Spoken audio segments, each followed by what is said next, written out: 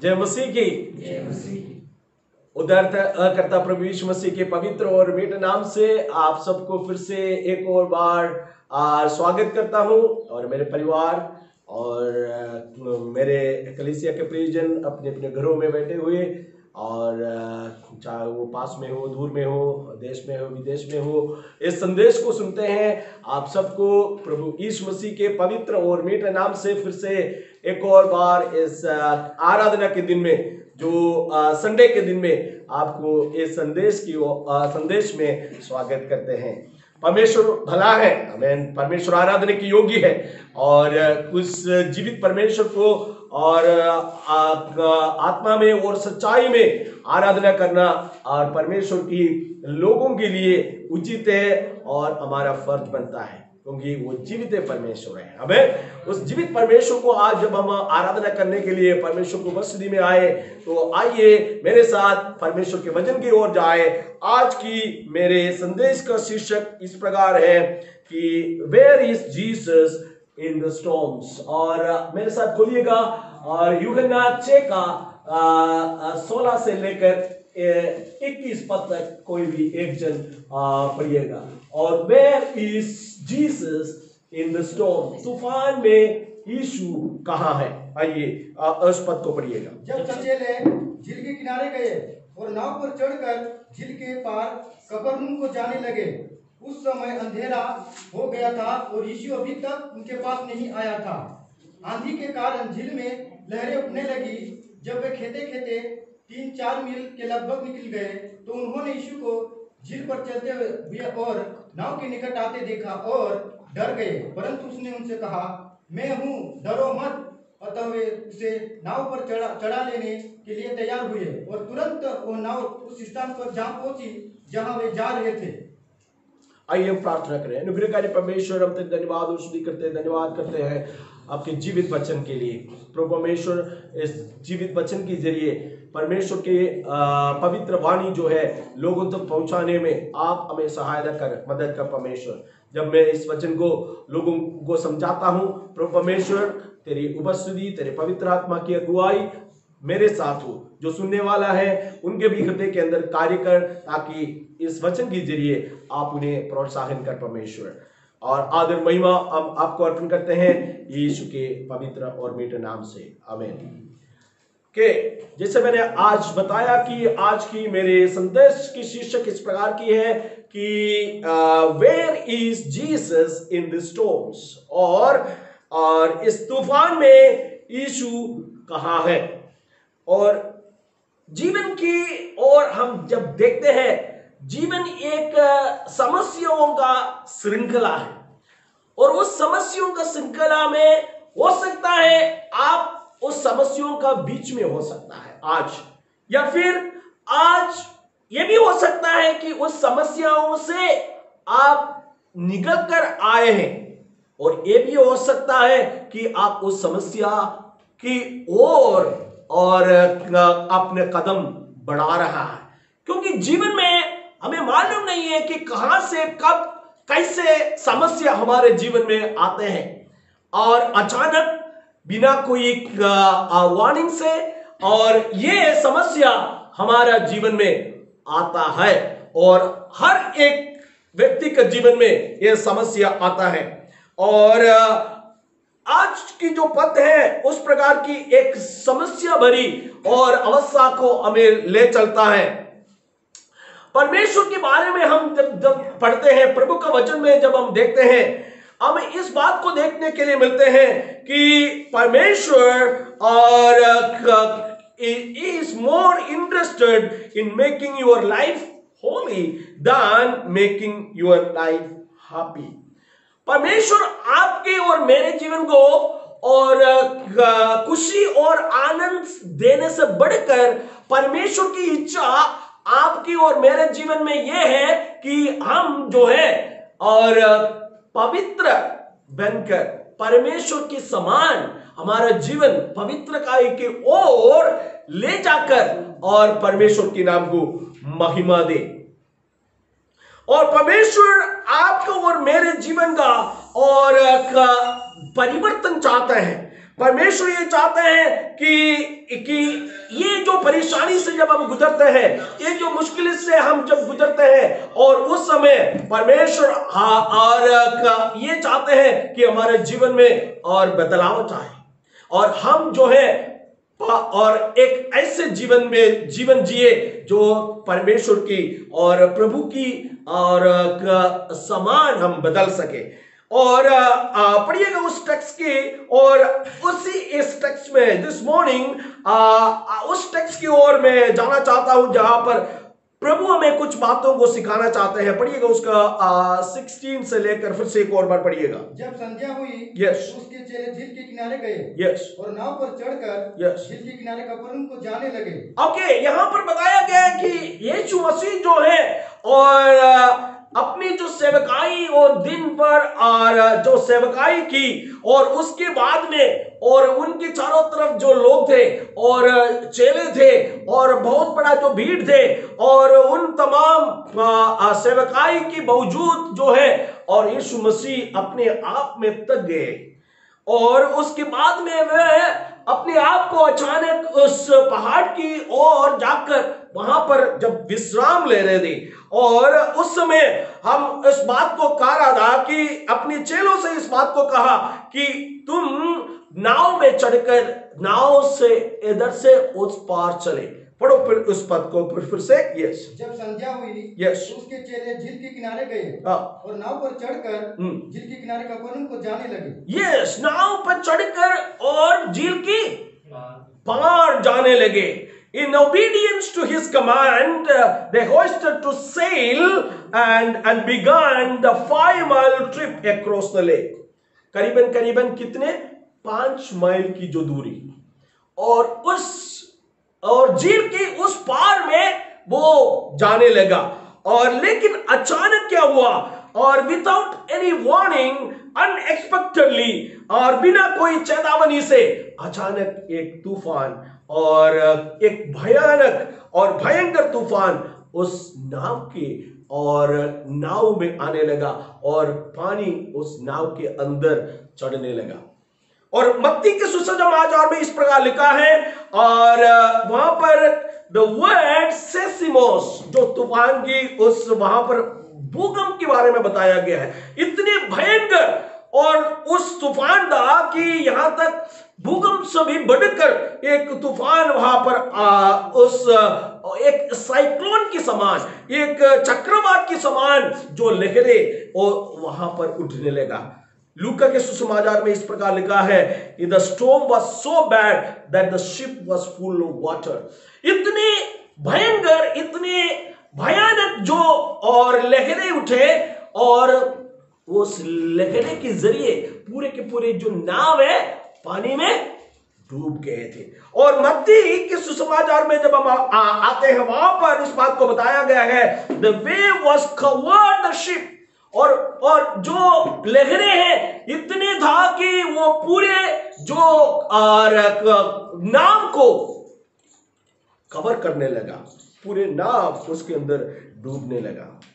जब हम उसकी यूहन्ना के 6 का 16 पद को जब हम पढ़ते हैं, और फिर से पढ़िएगा ये 16 पद को। जब संध्या हुई, तो उसके चेले झील के किनारे गए, और नाव पर चढ़कर झील के पार कफरनहूम को जाने लगे। यस, उस समय अंधेरा हो गया था, यीशु अभी तक उनके पास नहीं आया था। ओके, यहाँ पर जो और घटनाएं जब हम देखते हैं, the story in the life of Jesus and his disciple in the boat upon the sea is conveying that other world, a world where storms rise up out of nowhere and the life itself put into peril.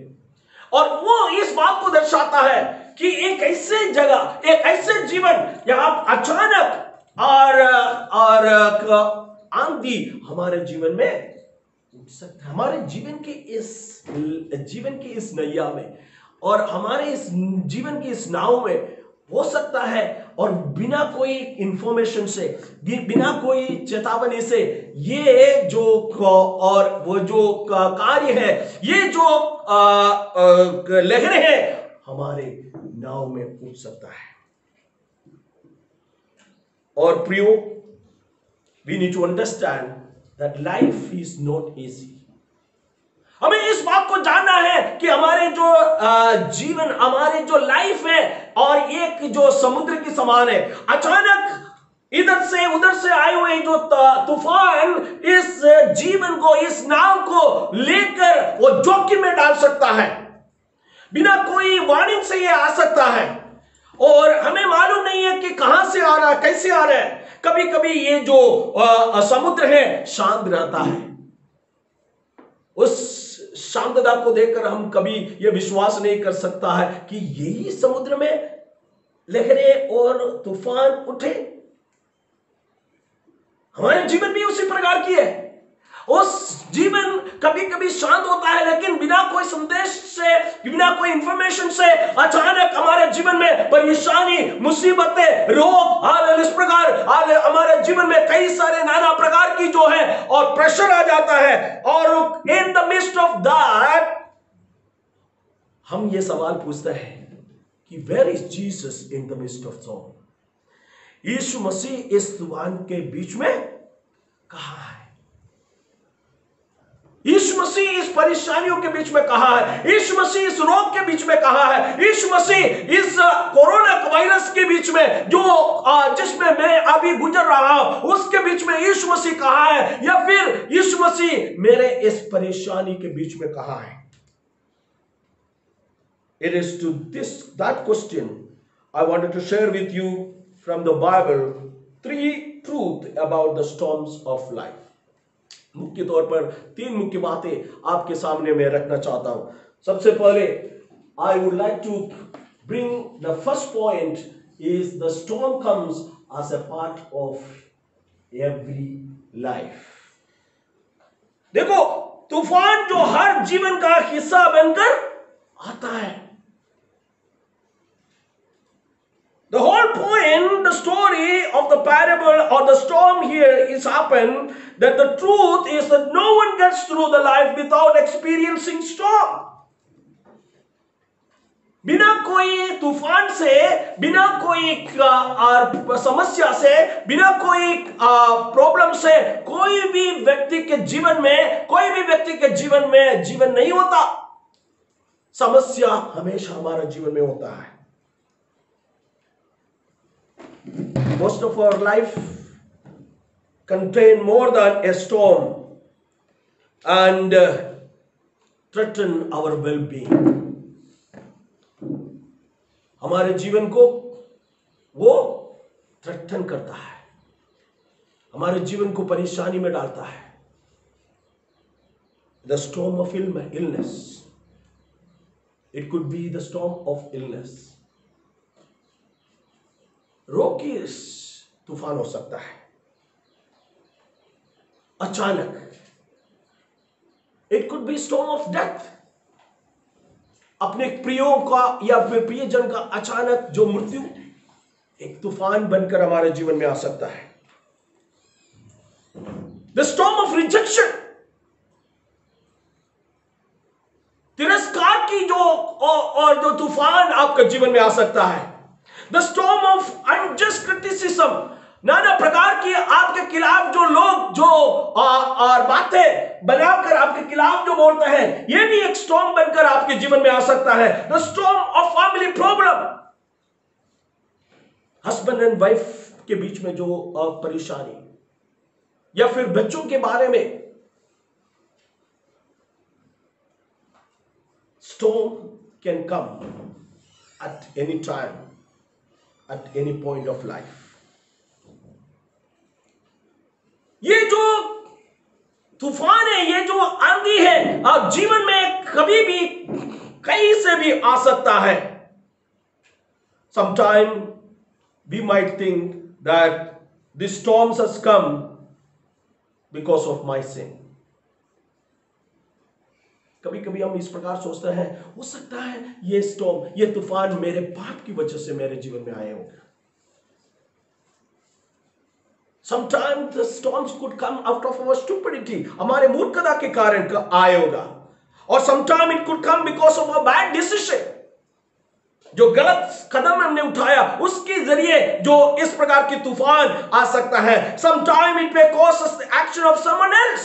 दूसरे किसी के जरिए आपके जीवन में यह तूफान आ सकता है। We have no idea where this storm comes from, how this storm comes from. हमें इस बात को कोई अता पता नहीं है कि यह कहां से आया है, यह परेशानी। लेकिन जीवन जो है परेशानियों से आप भरे हुए हैं। जीवन में कभी भी तूफान आ सकता है। हो सकता है जैसे मैंने पहले बताया, आप उसमें से एक तूफान के अंदर से गुजर रहे होंगे। हो सकता है।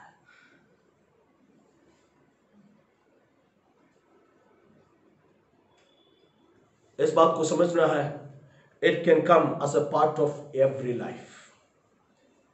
Storm do comes as a part of every life. Second thing that I would like to share with you, the storm comes even in the center of God's will. ये सकता है और हम परमेश्वर की और इच्छा के केंद्र में भी होते हुए हमें हमारे जीवन में तूफान आ सकता है। ये सवाल मेरा आपसे ये है कि are you in a storm right now? क्या आप एक ऐसे तूफान के बीच में हैं? You may be thinking that the Lord, what I have done to deserve this? प्रभु, ऐसे एक तूफान के बीच में मैं अपने आप को और इसके बीच में और जाने के लिए मेरे जीवन में मैंने ऐसे कौन सा काम किया है?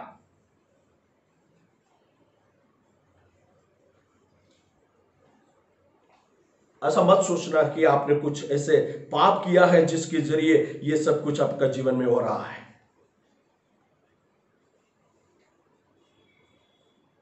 यह भी मत सोचना है कि ऐसा कोई जीवन नहीं है जहां पर आंधी और तूफान नहीं है। कई बार हमें ये गलत शिक्षा मिली। क्या शिक्षा मिली? यीशु मसीह के पीछे आओ, यीशु मसीह के पास आओ, आपका दुख, आपका परेशानी, आपका जो समस्या, आपका रोग सब दूर हो जाएंगे। नहीं है, ये गलत शिक्षा है। उल्टा जब आप यीशु मसीह के साथ जब जीवन जीना शुरू करता है, आपके जीवन में परेशानी जरूर आएगा, दुख जरूर आएगा, क्लेश जरूर आएंगे, सताव जरूर आएगा और नाना प्रकार की परेशानी आपका जीवन एक ऐसा परेशानियों से भरे हुए होंगे कि जहां तक आप इस परेशानियों के बीच में अपने आप को और त्यागने के लिए, कुछ करने के लिए और पीछे हटने के लिए मजबूर बन जाता है।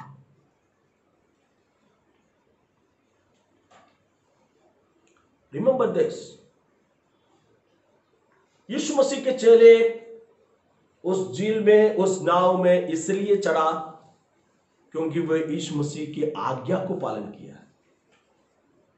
In other words, they were in the boat just because Jesus commanded.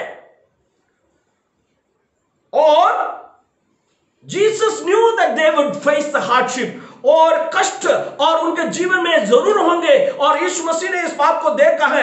Jesus' disciples were going. They were going by the will of God. They were sailing across by the plan of God, and Jesus knew what is going to happen. और परमेश्वर यीशु मसीह के कहने पर उन्होंने अपने सफर शुरू किया है और यीशु मसीह जानता था कि थोड़ी देर के बाद में क्या होने जा रहा है। और they were not disobedient to Jesus' command. यीशु मसीह के आज्ञा के खिलाफ नहीं था।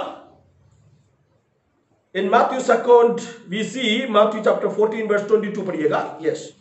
तब उसने तुरंत अपने चेलों को Yes. नाव पर चढ़ने के लिए विवश किया। नाव पर चढ़ने के लिए विवश किया कि वे उससे पहले पार चले जाएं। Yes, the word made or constrained means compel, मतलब मजबूर किया। In other words, the disciples where they were in the midst of the storm is direct obedience to the Lord. यीशु मसीह के आज्ञा को पालन करते हुए जब जा रहा था उस समय उनको ये तूफान को, आंधी को सामना करना पड़ा। सवाल आप पूछ सकता है, अरे उन्होंने तो यीशु मसीह के कहने पर तो चला। यीशु मसीह ने बोला है कि चलो नाव पर, उस झील के उस पार चलो, फिर ये तूफान क्यों? आप भी यीशु मसीह के कहने पर विश्वास में आया और यीशु मसीह के ऊपर विश्वास किया, और हो सकता है आपके जीवन में और जब परेशानी आते हैं अपने आप को ये सवाल पूछते हैं कि ये तूफान क्यों है प्रभु जी, और मैंने तो आपके आज्ञा को पालन किया है और आपके संग संग चल रहा हूं मैं, मेरे जीवन में ऐसे परेशानी, ऐसे मुसीबत क्यों? James tells us the purpose of the trial to test and deepen our faith. विश्वास की परख इसलिए है, विश्वास की परख जब किया जाता है हमारा विश्वास मजबूत हो जाता है। पढ़िएगा याकूब की पत्री उसका पहला अध्याय 2 और 3 पद को पढ़िएगा। हे मेरे भाइयों, यस, जब तुम नाना प्रकार की परीक्षाओं में पढ़ो, यस, तो इसको पूरे आनंद की बात समझो। जब मेरे भाइयों, जब तुम्हारे नाना प्रकार की परीक्षाओं में पढ़े तो इस बात को पूरे आनंद की बात समझो, यह जानकर कि तुम्हारे विश्वास के परखे जाने से धीरज उत्पन्न होता है। तुम्हारे विश्वास की परख के जाने से क्या उत्पन्न होता है? धीरज उत्पन्न होता है। परमेश्वर आपके जीवन में, अगर आप ऐसे एक परख के अनुभव से हैं, अगर आप एक परीक्षाओं के बीच में हैं, इस बात को समझो, आनंद की बात समझो, क्योंकि इस बात को तो हम जानो कि तुम्हारे विश्वास के परख के जाने से धीरज का उत्पन्न होता है। परमेश्वर God is at work in your life. इसलिए आप घबराने की जरूरत नहीं है, परेशान होने की जरूरत नहीं है। आनंद की बात समझो, इस बात आनंद की बात समझो। हमें दृढ़ता से तमाम आंधी को, तूफानों को सामना करना है। Not only we come in the center of God's will, but the third thing that I would like to, storms are not the sign, it's a sign of absence of the Lord. Third thing that I would like to take you is storms are not a sign of the absence of the Lord. और तुम्हारे जीवन में आंधी तूफान आए, इसका मतलब ये नहीं है कि प्रभु तुम्हारे साथ नहीं है। पढ़िएगा उसका 16 से 21 तक पढ़िएगा। यस, जब संध्या हुई, यस, तो उसके चेले झील के किनारे गए और नाव पर चढ़कर यस, झील के पार कफरनहूम को जाने लगे। यस, उस समय अंधेरा हो गया, हाँ, और यीशु अभी तक उनके पास नहीं आया था। अभी तक यीशु उनके पास नहीं आया था। आंधी के कारण झील में लहरें उठने लगी। यस, जब वे खेते 3-4 मील के लगभग निकल गए, यस, तो उन्होंने यीशु को झील पर चलते और नाव के निकट आते देखा। यस, और डर गए, और परंतु उसने उनसे कहा, मैं हूँ, डरो मत। अतः वे उसे नाव पर चढ़ा लेने के लिए तैयार हुए, और तुरंत वह नाव उस स्थान पर जा पहुंची जहां वे जा रहे थे। यस, हो सकता है जो ये चेले हैं और वो यीशु मसीह उनके पास और साथ नहीं है, और हो सकता है उसके कारणवश वो उदासीन में हो, और उनको इस बात को भी मालूम नहीं है कि आगे जाके जो मुसीबतें और उनके सामने जो खड़ा होंगे उस बात के बारे में उनको भी मालूम नहीं है। क्या यीशु मसीह जानते हैं? Does Jesus know? क्या यीशु मसीह उनके लिए केयर करते हैं? समटाइम हमारे जीवन में अब इस प्रकार के कंक्लूजन में आता है कि मैं इस तूफान के बीच में अकेला हूं। यहां तक यीशु मसीह भी इस समस्या को नहीं जानता है। प्रियो, मुझे आपसे यह कहना है कि ऐसा कोई बात नहीं है, ऐसा कोई अवस्था नहीं है आपके जीवन में और मेरा जीवन में जो यीशु मसीह नहीं जानता है। It's not true, he knows. Yes, आपको आश्चर्यचकित होने का जरूरत नहीं है और आपके जीवन में जो समस्या से आप चल रहा है, उस समस्या प्रभु यीशु मसीह जानता है। God sees, Jesus sees. ये जो समस्या है, ये जो तूफान है, और it's not the escape of saviour, not is no. ये तूफान जो आप अभी जिसमें से जा रहा है, उस समस्या को यीशु मसीह जानता है। हमारे समस्या को यीशु मसीह देखता है। वो उस नाव से चढ़ने से पहले, इससे पहले यीशु मसीह जानता था कि उनके साथ क्या होने वाला है। He was seated at the mountain side over and looking into the sea.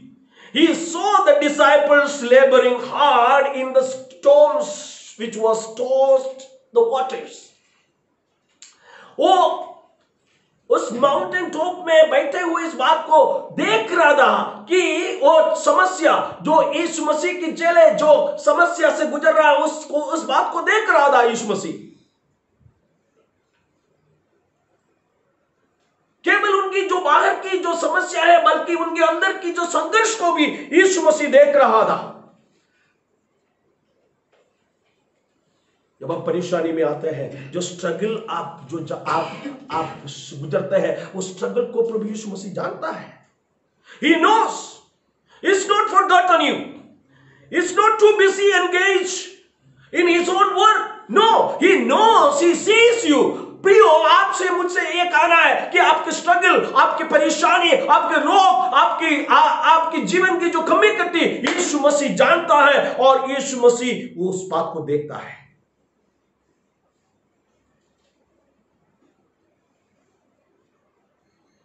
Jesus was lovingly looking on. He knew what they were up against. He was watching. Did not make things easy for them.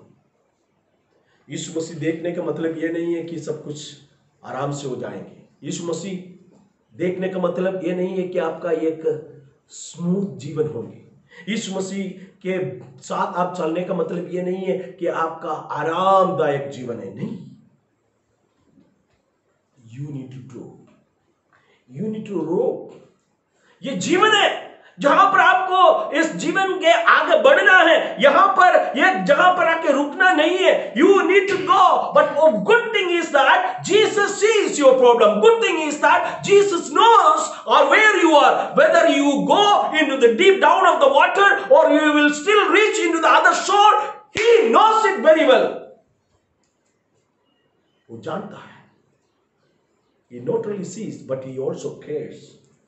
केवल और यीशु देखते नहीं है, बल्कि वो परवाह भी करता है। Jesus saw his disciples were going through. He saw it. He also cared deeply about what they were going through. जो परेशानी आप गुजर रहे हैं ना, जो परेशानी से आप और मैं गुजर रहा हूं, वो यीशु मसीह जानता है। His compassion caused him to where they were and rescue them. इस बात को यकीन दिलाया यीशु मसीह ने कि वो उनके साथ है। यीशु मसीह ने आपको भी और मुझको भी इस बात को यकीन दिलाया कि वो आपके साथ है। वो आपको छोड़ने वाला परमेश्वर नहीं है। जैसे लास्ट सर्मन में मैं इस बात को बताया कि वो देरी किया, उस कब्र उनके पास पहुंच गया लाजरस के बारे में, लेकिन फिर भी वो और कितने दिन रुक गया? 2 दिन और रुके। इसलिए कि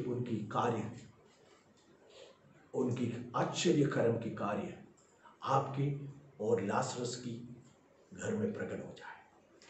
अगर यीशु मसीह देरी में है तो परमेश्वर कार्य कर रहा है।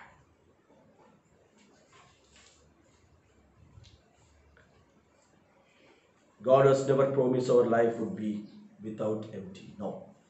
परमेश्वर ने कभी भी इस बात को आपको और मुझको वायदा किया है कि तुम्हारे और मेरे जीवन बिना प्रॉब्लम, बिना समस्या से होंगे नहीं। लेकिन इस बात को जरूर बताया, तुम्हारा मन व्याकुल ना हो। इस परिस्थिति में तुम्हारा मन व्याकुल न हो, और इस बात को यकीन दिलाया, और प्रभु ने हमें इस बात को बताया कि मैं तुम्हारे साथ हूं, मैं तुम्हारे संग हूं। ये परमेश्वर की वायदा है। He really cares. And then finally what he does? He comes. 19 से लेकर 31 तक पढ़िएगा। जब वे खेते खेते Yes. 3-4 मील के लगभग निकल गए, Yes. तो उन्होंने यीशु को हाँ। झील पर चलते यीशु को झील पर चलते हुए और नाव के निकट आते हुए देखा और डर गए। हाँ। परंतु उसने उनसे कहा, यस, मैं हूँ, डरो मत। Even Jesus came in to his disciple during the darkest part of the night. और यीशु मसीह आपके और मेरे पास तब आता है जब आप सोचते हैं, हाँ ये मेरे जीवन की बिल्कुल अंधेरे की और बिल्कुल कठिन, या फिर मुझे इस अवस्था से पार नहीं हो सकता, मैं अपने आप को पार नहीं कर सकता। उस समय यीशु मसीह उस अंधेरे की, उस darkest period of your life, he comes. By the time disciples were exhausted, they were miserable, they were tired, they were wondering if they were able to survive or not. परेशान में था और मुसीबत में था। इस बात को भी वो अपने आप को सोच रहा था कि इस कंडीशन में और इस परिस्थिति में क्या हम निकल कर बाहर आएंगे या नहीं। He comes in the unexpected time of our life. जो समय हमने कभी भी एक्सपेक्ट नहीं किया है, और उस समय वो हमारे बीच में आता है। Instead of welcoming his appearance, they were frightened. यीशु मसीह जब आया, क्या हुआ?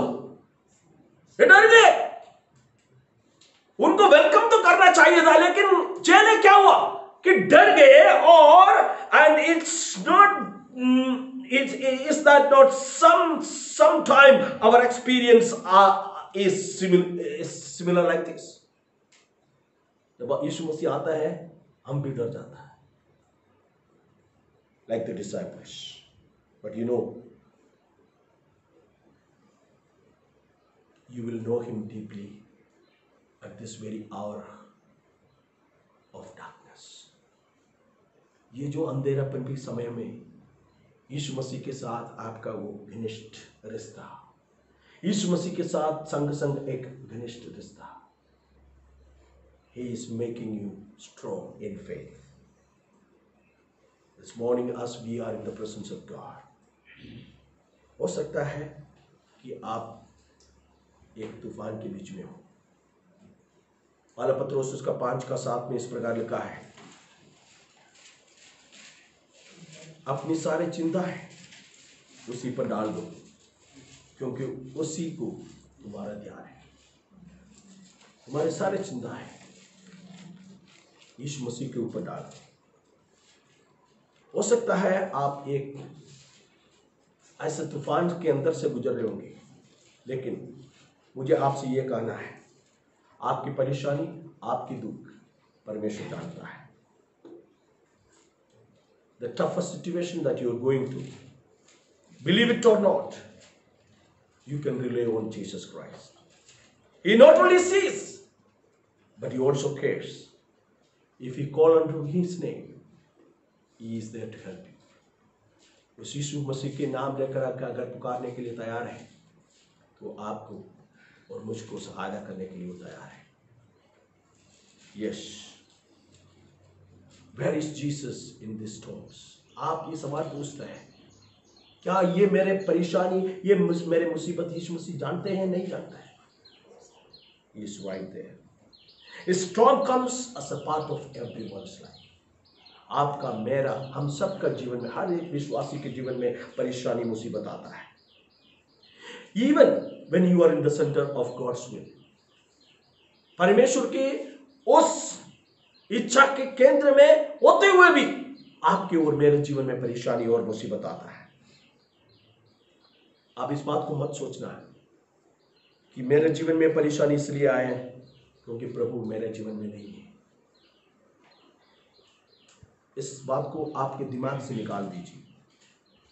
ये सीस, वो आपकी परेशानी को देखता है, ये केयर्स, वो आपके लिए आपके परवाह करता है। ये कम्स, वो आपके लिए आता है। अपने आंखों को बंद करें, प्रार्थना करें। अनुग्रहकारी परमेश्वर, हम तेरे धन्यवाद और स्तुति करते हैं, धन्यवाद करते हैं आज के इस जीवित वचन के लिए। प्रभु परमेश्वर, तेरे पवित्र वचन से तूने फिर से हमें याद दिलाया कि तू हमारे साथ है, तुम्हारे संग है। कई बार जब जीवन में परेशानी और मुसीबतें आते हैं परमेश्वर, हम डगमगाते हैं, हम ये सवाल पूछते हैं कि यीशु तू कहाँ है। लेकिन प्रभु, आज तूने मुझे फिर से यकीन दिलाया कि तू हमारे साथ है। इवन परमेश्वर की इच्छा के बीच में रहते हुए भी हम परेशानियों को सामना करता है। प्रभु, तू हमारे जीवन को देखता है, तू हमारे लिए परवाह करता है, तू हमारे लिए आता है। अगर मेरे सुनने वाले में से कोई ऐसा व्यक्ति हो जो इस बात के यकीन नहीं है, उनसे बातें कर, तो उनसे प्रेम करता है, उन्हें अपने पास बुलाता है। तो ख्याल रखने वाला परमेश्वर है, उनके जीवन को बदले। धन्यवाद परमेश्वर, आपने हमारे प्रार्थना को स्वीकारा, इसलिए तो धन्यवाद यीशु के पवित्र नाम में। धन्यवाद फिर आप सबको, आपने इस वचन को सुना है। अगर परमेश्वर आपसे बातें की और आपके लिए एक आशीष का कारण बना, जरूर इस संदेश को दूसरे के साथ शेयर कीजिएगा।